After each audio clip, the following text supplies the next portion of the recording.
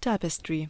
In the early 17th century, in keeping with the European tradition of palace decoration, noblemen of the Grand Duchy of Lithuania began to set up their own tapestry weaving factories, workshops.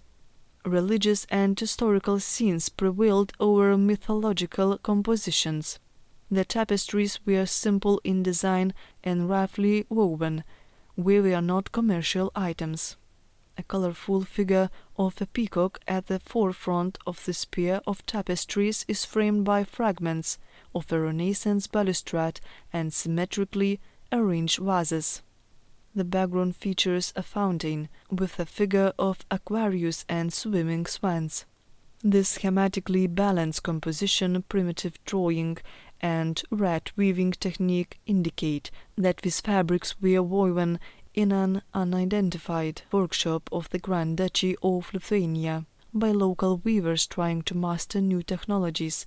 In Lithuania there are only a few samples of tapestries woven in the workshops of the Grand Duchy of Lithuania.